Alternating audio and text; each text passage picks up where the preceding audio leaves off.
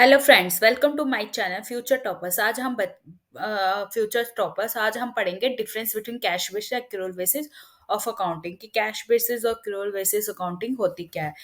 ठीक है, अकाउंटिंग क्या है, दो टाइप्स की होती है, एक्रूअल बेस्ड पे भी हो सकते हो, कैश बेसिस पे भी। What is the cash basis accounting? The system in which the transaction record in the base of actual receipt of payment in cash is called a cash basis.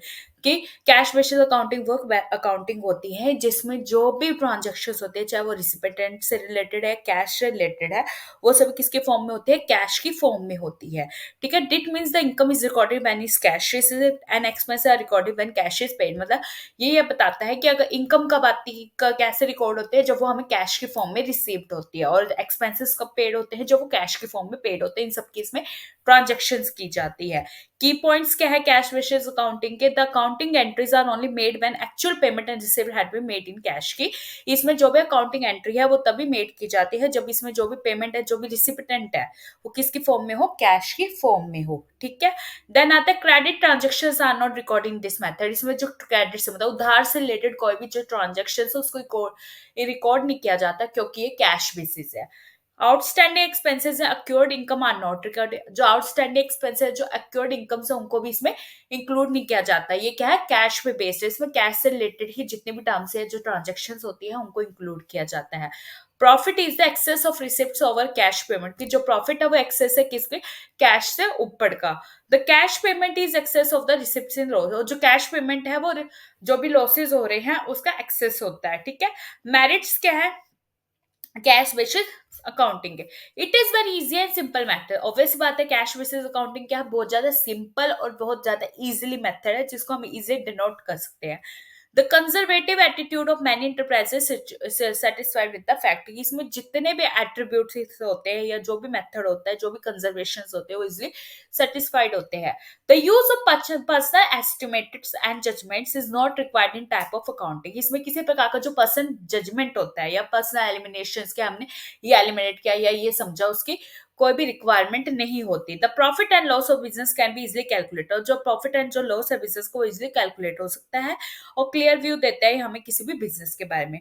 Demerits क्या है?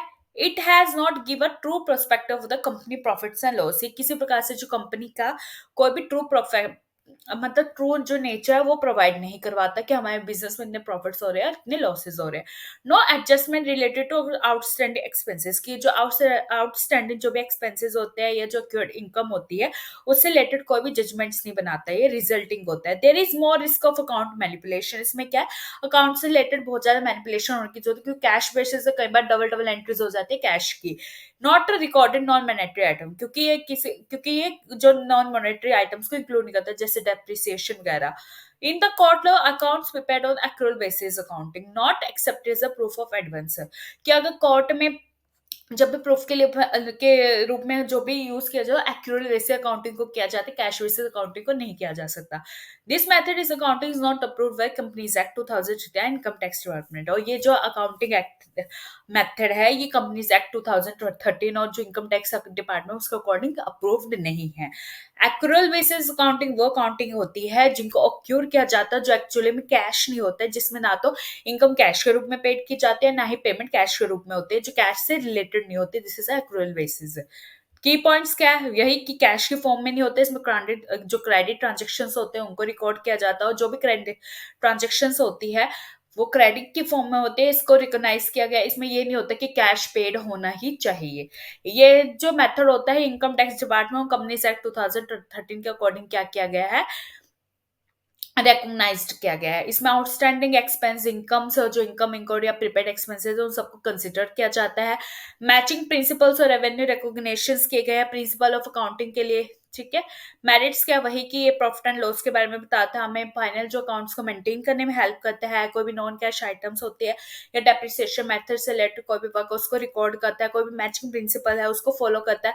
Demerits क्या है? इसमें जो person judgement होते हैं उसकी requirements ज्यादा होती है। अकाउंटिंग जो होता है बहुत ज्यादा कॉम्प्लिकेटेड और बहुत ज्यादा रिक्वायरमेंट्स टाइमली एक्सपेंसेस होता है, ये इसमें बहुत ज्यादा टाइम का रिक्वायरमेंट होता है। ये मेथड जो अकाउंटिंग को लीड करता है, मिनिस्ट्रेट होता है, फाइनेंशियल स्टेटमेंट्स पर बात है। अकाउंटिंग जो है एक बहुत ज्यादा लेंथी प्रोसेस हो जाता है।